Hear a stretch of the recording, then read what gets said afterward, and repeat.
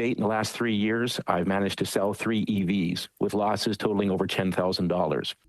In the Environment and Sustainability Committee today, there was a talk about this mandatory EVs, and some of the things that were said just in the opening 10 minutes are pretty shocking.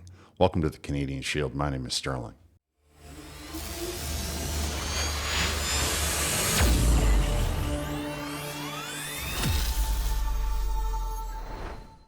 They called some experts in front of the Environment and Sustainability Committee today to talk about the EV mandates. And it was a 2-hour meeting, but there was so much in the first, let's call it 10 minutes, that I thought, you know what, this is in itself enough to get people to understand exactly what kind of madness and chaos we're up against these zealots. The idea that on the far left, or people that are environmentally inclined, have no room to move. There's no wiggle room in their mind. There's no compromise. There's no meeting them halfway. And I find that to be a very prevalent theme on people that are in the far left, like Mark Carney, like Julie DeBruzen, like Stephen Guilbeault. They don't want to meet you halfway. They're not trying to resolve the issue. They're not trying to solve the problem. They think that they're right and you're wrong no matter what. And if you don't do it their way, it's not that they're unreasonable, it's that you somehow are the problem. Of course, this is a real issue when you elect one of them to be the prime minister of the country and then give another one of them the ability to be the environment minister. Now, I suppose that's a different video. We'll just talk about these experts that came before the committee today. And we have two choices. Like, we have both sides of the argument are going to be represented in this video. And I will show you that as we go along. However, before we get into it, I would encourage all of you to like, comment, subscribe, and hit the notification bell. As many of you are aware, I'm up against some pretty strong censorship bills, C11, Bill C18. And I am told that sometimes people are unsubscribed against their will. So if you want to have a look to make sure you're still subscribed, and if you're not subscribed, go ahead and subscribe. All right, let's get into this. There's not that many clips in this episode, but they are a little bit longer than I normally allow. So I just want you to be prepared for the fact, and that's done so that they can speak for themselves. Clean Energy Canada is a national think tank at Simon Fraser University focused on advancing the country's energy transition. Today, I'd like to speak to why the EV availability standard is one of the best policies we have to drive down costs for Canadian families and ensure our industries are set up for long-term success. You may have heard that the EV transition is slowing, but the numbers tell a different story. EV sales are up in almost all regions of the world this year. EVs now make up over 30% of new car sales in the EU and over 50% in China. EV popularity is also skyrocketing in less developed countries, with places like Nepal and Ethiopia seeing sales shares of 60 to 70%. Canadian EV sales have dipped this year, it's true. Uncertainty around federal and provincial rebates have caused many buyers to hold off on purchasing, pushing our sales numbers artificially low. Okay, couple things. First off, obviously, this individual who's not wearing a poppy, I'd like to point out, thinks that we should be copying China. So that's an interesting perspective, where they heavily subsidize their EV sector so badly that they are doing without in other parts of their sector. And most of the world will not allow Chinese EVs to come in because they're that heavily subsidized. EU, same idea, heavily subsidized. So when I say subsidized, what I want you to hear is taking it from you and me, taking it out of your pocket. She then goes on to explain how, because there's no subsidy coming out of the government, people in Canada are not buying these cars. Now, that's one way to look at it. The other way to look at it, of course, is that EVs don't really work in most of Canada. But I'm sure that that's lost on this individual, as she lives in a very small bubble and surrounded by people who own, like in an echo chamber she lives. So in her little Simon Fraser University, it's probably, somewhere on the British Columbia coast, I believe, there's probably a lot of opportunity to drive an electric vehicle. However, if you go into the northern mountains of British Columbia, you probably have some trouble with an EV, as well as having, electricity in your very own house that's not run by your own personal generator. Not sure how that plays out in her calculations. I do understand that what she's trying to convince you is that we should be copying China and the EU, or Nepal, that hotbed of economic growth, and Ethiopia, that massive stock market country. Now, I'm not trying to slam Nepal and Ethiopia, but I can say that Ethiopia is not that wealthy when it comes to the kinds of, like when you think of a hotbed of economic, when you think of Wall Street, you don't necessarily join Ethiopia to that. Nepal, which is experiencing a revolution right now because of the way the government treats the young people, they at least have the access to some of the scooters, right? Asia is already trained to be electric because they have the scooters. So I think that's lost on her as well. But the biggest problem I have with her opening statement is she wants you to believe that by making that person pay taxes for subsidies, somehow that's going to save you money. Lost right over her head. I'm sure that it doesn't even dawn on her that what she's actually saying is if we make them pay when they off their paycheck, somehow we'll make them think that buying that overpriced EV car that the government is subsidizing is going to save them money. They also invited a business owner to this committee meeting, an individual who actually sells cars and EVs and all the rest of that. And this is his opening statement. It's about 4 minutes, but I need you to listen to just the statistics of what he's gone through in an effort to make this EV stuff work for the government and how it has ended in complete failure at every turn. To date, I've invested $200,000 in my facility to be ready to sell EVs. I've had to change power requirements for my building, replace transformers, trench power supply, purchase and install EV chargers, purchased a hoist, a battery table, a forklift, and spent $200,000 to do so. To date, in the last 3 years, I've managed to sell 3 EVs with losses totaling over $10,000. When the EVs first came on the site, I was excited. I invited 1,000 of my customers to come in for a ride and test drive day. 30 customers showed up. They all drove the new Blazer, Equinox, and Hummer. Lots of fanfare and excitement. But at the end of the day, not one person was interested in buying them. So they all said comments like this: that's nice, but it doesn't work for our rural lifestyle. Our climate is too cold, no range in the cold, or with winter tires. I can't pull my trailer and get range. No local charging structure in my town or the neighboring towns around. I have 4 drivers. How do I charge 4 EVs from home? And the list continued on and on. So I took my remaining 3 EVs and sold them to a dealer in Quebec, taking a $2,000 per vehicle loss, totaling another $6,000. Why Quebec? Well, they had a $14,000 federal subsidy. You see, without subsidization, consumer demand is not there. Right now, dealers are not making profit to recoup their investments, and I am a for-profit business. Perhaps we forget that. We're not a government that can run deficits. I'll never recover my $200,000 investment, and my losses pale in comparisons to what the manufacturers are losing, which is millions and billions trying to reach these mandates. Manufacturers are losing $30,000, $40,000, $50,000 per EV sold. Ford publicly stated they're losing $36,000 per EV sold. That's why plants are being idled, production being scaled back, and battery plants like in Quebec are going broke before they're even open. You see, in the past 3 to 4 years, we've seen huge price increases on our vehicles. And it's not because of tariffs or inflation. It's primarily to subsidize the EV losses. Everybody's banking on the fact that prices will come down, battery prices will go down, range will extend, but that's a big if and a maybe. And if there's no gas sales to subsidize EVs, and the question is very simple: who goes broke first and when? When one of the large manufacturers says, hey, it's too difficult to sell or we're going to go broke, they pull out of Canada, leaving the distribution network all across the country abandoned.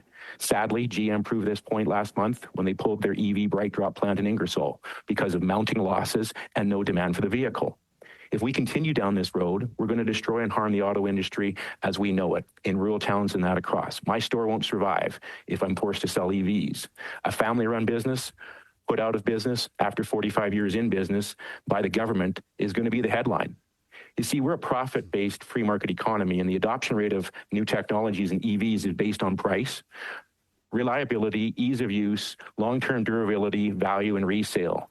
And EVs right now are not more affordable because of regulations in our country. Yes, the Chinese ones are cheaper, but as you watch the news, they tend to catch a fire a little bit more. The infrastructure is not there. It's not there anywhere. It works right now because we have limited EVs on the road, but you go to 100% EV mandate, we can't charge. because we're not moving at the speed that you guys want, you're going to try to mandate sales in communities like mine. If EV mandates are left in place, people like me are going to go out of business because I just don't have the demand, and the small volumes will not allow me to remain profitable. When I go out of business, the downstream effect is going to be the fact that Minute Lube, Midas Muffler, transmission repair shops, and the small backyard mechanic that fixes things and can't sustain himself either. He doesn't have the investment to go invest in the technology. The return on investment, friends, is not there. Gas stations do not have the capital or the land to install the chargers needed for fully electrification. Customers don't have 30 to 50 minutes to go to a quick charger. And home charging requires a 48 to an 80 amp service. Homes come with a 100 amp service. So this complicates things. So when you look at that, you say, okay, so you can charge your car or you can run your dishwasher or your stove, but you can't do both. If the RV dealers collapse, then so do the boat dealers because you can't pull your RV and get there. We need EV mandates that are grounded in reality. Sales are slowing, costs are rising, workers are feeling the pressure. Repealing the EV mandate doesn't mean we're abandoning it. It means that we're giving time to do it properly and to make things work. If you try to push a string, it buckles, and so will the economy and the manufacturers. But if you slowly pull that string with good leadership, you'll get to where you want to go. But mandating stuff is never the way. It's a bully tactic. It doesn't work. Thank you. Now, I wanted to let that man speak his mind. That was his opening statement to the committee, and I thought to myself, that was perfect. There was nothing in there that didn't ring true. I especially like the idea that he called it a bully tactic, which is, of course, the far left's go-to performance in every way, shape, or form. That's how they do things. They are bullies. And I will say that again, the far left are bullies. They don't want to meet you halfway. They don't want to be reasonable. They want to force you to do it their way or else. That's basically the whole position of a bully, which is essentially where it goes pretty sour for me. I got to admit to you that I don't care for bullies. I mean, there's never in my time, I will go out of my way to confront a bully. I will cross the street. I will go to his neighborhood. That's the kind of mentality that I have around it now. I'm not saying that that's the way that you should behave. I'm just saying we have to see it for what it is. There was other interesting things that he talked about, how, if the one individual has 4 drivers in their acreage, if they're out on, they live on a farm and they got 4 vehicles that all have to be charged, how much power do they have to bring into the house? He spent $200,000 essentially bringing in houses and something that will be able to lift the car without harming the batteries. You see, that's why he had to get a new hoist, and that's why he needed a battery table, because they're not tiny little batteries that go into your little battery that you see. They're massive. They're huge. They're 3x5, that kind of thing. They're very big, and they're very heavy. So you need special ways to look after it. On top of that, he had to bring in charging stations, $200,000. He had to pay the hydro company to come out, dig a hole, drop a transformer, run new lines, up the ampage. Now, if that's in your house, you have to, of course, that means you have to change the panel in your house, and you have to make sure, because, you got to bring in more ampage to your house. So the panel has to be changed. All of this is cost. Cha-ching, cha-ching, cha-ching. How do you do it with even just a 2-car family? Cha-ching, cha-ching, cha-ching. And do you see that lady talking about how all of a sudden an EV mandate is going to make everybody save everybody money? I'm not sure who's going to be saving any money. I think it's when you talk about all of the construction that has to be involved around this, never mind manufacturing of the electricity. You want to have brownouts like they do in California? I'm not sure, because they're just blinded by the facts, right? They can't see the woods for the trees. They just want to have it their way or else. And anybody who thinks in their mind that they're being reasonable by pointing it out is not themselves being reasonable or aware of the situation.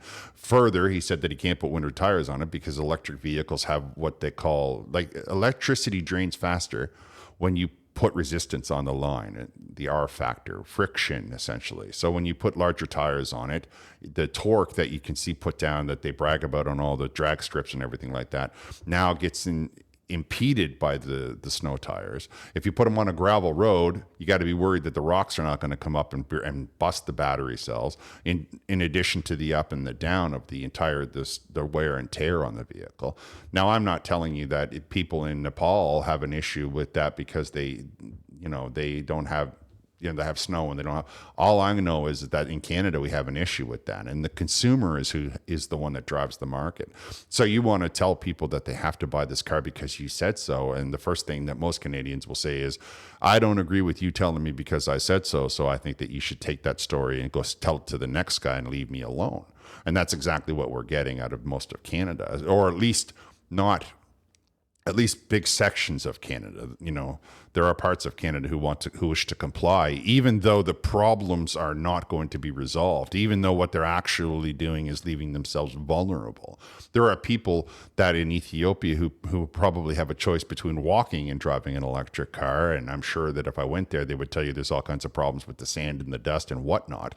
But they don't have very cold weather there, to my knowledge. And that, of course, is going to allow the charge to last longer. And if you give them a choice between walking and driving, of course, they'll take the opportunity to drive. Now, in Canada, distances are very far. The weather is very cold. You try it, your car breaks down in the minus 30, and then what? You got to walk 25 kilometers to the nearest building, to your house in the minus 30 in your high heels or in your, office clothes, or you're not dressed for the weather. You are going to suffer drastically and dramatically. That's the kind of thing that the lady at the beginning didn't want to focus on, didn't want to concentrate on, doesn't want to look at. That's the kind of thing that Mark Carney doesn't want to talk about. And of course, Mark Carney's first reaction will be, yeah, don't worry about it. We're all going to be crammed into the same 15-minute cities, so none of these problems will matter. I think that they're important to discuss. And I believe that when we look at the contrast between the two, one of them telling you that it's going to save you money by taxing you heavily, and the other guy talking about how the reality on the ground is much different. We can see that it's not just a situation of ideology, of environment, and whether there's a problem, whether there isn't. It's a situation of economics. It's a situation of what's going to work to keep our country hale and to keep people fed and to keep people working and to keep people functioning in society that doesn't have to rely on the handout from the Liberal government every time they turn around, or does not ask permission from the Liberal government just to go to high school on a vehicle that's not electric. I think that the Liberal government is being exceedingly unreasonable, and I believe that anybody who tries to tell me that it's something other than what I've just described is not being reasonable. And I don't want to hear from the far left how money shouldn't matter. I don't want to hear from the far... If money shouldn't matter, then why do you work for a paycheck? All right. I'm going to be covering more on this environment because we have to stop the madness, guys. We have to do something to get these guys stopped. The psychosis that's run through this country is just absurd. And it's time that they were exposed to the other side of the coin. It's easy to get brainwashed when you hear nothing but the CBC and the CTV all day long. If you think let me give you an example of how that works, the brainwashing. You listen to a song, you're like, I don't like the singer and I don't like the song. Then you hear that song over and over and over again in your car and in different places at work and blah, blah, blah. Then all of a sudden you find yourself in the shower one morning humming that exact song, though you don't like the singer and you don't really care for the song, but it's stuck in your head. And so now you can see the same thing works for commercials, right? It's the jingle that people will sing in the commercial, not who makes the commercial, but the song. And that's the same idea. That's the attempt to get into your life, into your brain, into your situation, to impose this will that will not be in your best interest. And that's my position. It's not in your best interest to drive an electric vehicle simply because the culture and the country is not set up for it. And the weather and the landscape and all kinds of things are not prepared for this electricity. And anyone who talks to me about how electricity is better than combustion because of the emissions doesn't understand how electricity is generated, doesn't understand how a battery is made, doesn't understand how much mining and emissions goes into batteries and how much other stuff goes into the battery when you throw it away. And that's leaving aside his comment about the fires that they start, which anybody can Google on YouTube, I'm quite sure. I'm going to wrap here. Thank you for listening. I'll talk to you next time.